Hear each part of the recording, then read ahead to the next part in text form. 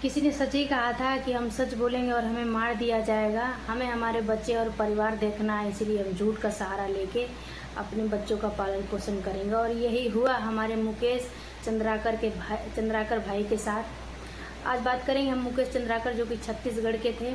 एक बहुत अच्छे पत्रकार थे और एक सच्चे पत्रकार थे। नमस्कार, मेरा नाम है गुंजन। और आप ये अब कोई नहीं हिम्मत करेगा समाज के लिए बोलने की, क्योंकि दो चार लोग जो ईमानदार पत्रकार हैं, उनकी अगर इसी तरीके से निर्मम हत्या होगी तो वो भी चुप हो जाएंगे, क्योंकि डर सबको लगता है और डरना बहुत ज़रूरी है। बहुत सारे ऐसे ईमानदार पत्रकार हैं जो इसी वजह से नहीं बोल पाते हैं कि ये जो बड़े बड़े आला अधिकारी हैं, ये हमारे बारे में क्या बोलेंगे, हमें मेरे साथ क्या कर देंगे, मेरे साथ कल क्या अनहोनी होगी। परिवार है, इनके भी सब हैं, इसलिए ये नहीं बोलते हैं। कुछ जो पैसे लेके इतने बड़े बड़े न्यूज़ चैनलों पे बैठ के, एसी वाले रूम में बैठ के और न्यूज़ चला रहे हैं, झूठी सच्ची चला रहे हैं। मणिपुर में इतना ज़्यादा आग लगी थी तो नहीं दिखाए, लेकिन मुस्कान ने कैसे कैसे ड्रम में भर दिया। मर्डर की कम चर्चा, ड्रम की बहुत ज़्यादा चर्चा। वो उनका पर्सनल मैटर था, पर्सनल लड़ाई थी पति पत्नी की, और एक जो समाज के लिए लड़ा। और छत्तीसगढ़ में पत्रकार मुकेश चंद्राकर है, किसी को पता उसका नाम तक नहीं पता होगा। इसीलिए लोग डरते हैं न्याय के बारे में बोलने के लिए, समाज के बारे में। लेकिन वो एक निडर पत्रकार था जिसने बोला और अपने जान से गया। 3 महीने हो गए उसे मरे हुए। वहाँ के ठेकेदार के बारे में बोला जो 125 करोड़ का घोटाला करके, और उसके लिए बोला। वो चले गए जान से। भाई पागल हो गया है, घर में सब रो रहे हैं, बिलख रहे हैं। 3 महीने हो गए, अभी तक किसी का पता नहीं चला, किसी को सज़ा नहीं हुई। हाँ, हालांकि वो जेल में है जिसने मरवाया था, उसका भी नाम सुरेश चंद्राकर था। पारिवारिक मैटर था, लेकिन पारिवारिक मैटर में लोग भी ऐसे होते हैं। सरकार को देखना चाहिए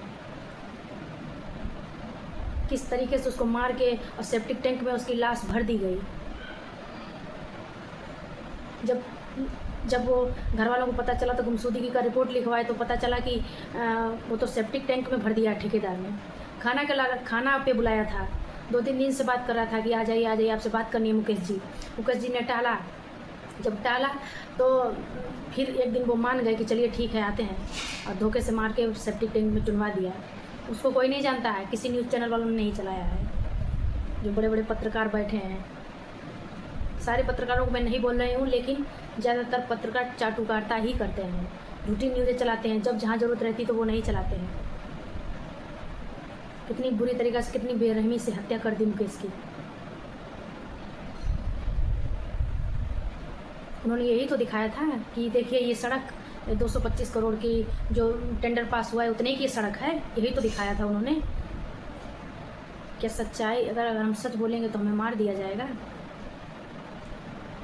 सही बात है, किसी ने सही लिखा है कि प्रधानमंत्री के बारे में बोलना आसान है, लेकिन मुख्यमंत्री के बोलने के लिए थोड़ा सा सोचना पड़ेगा, और उससे भी कठिन है विधायक के बारे में बोलना। और अगर आपने मुखिया के बारे में बोल दिया तो शायद आपके साथ मारपीट हो जाए। और अगर आपने अपने इस पूरे जो मिली भगत है, जो इतना सारा पूरा दुनिया में चारों ओर से लूट के खा रहे हैं, गांव समाज ये देश आगे नहीं बढ़ने दे रहे, अगर उनके बारे में बोल दिया तो शायद आपको जान से भी जाना पड़े, और जाना पड़ा। देखिए चले गए मुकेश चंद्राकर। अभी शायद सबको पता भी नहीं हो, 3 महीने हो गए। आप सब लोगों से अपील है, आप सब लोग एक जो सच्चा और ईमानदार पत्रकार हो, आप लोग ज़रूर साथ दिया करो, मत झिझका करो। लोग उस समाज के लिए बोल रहा था।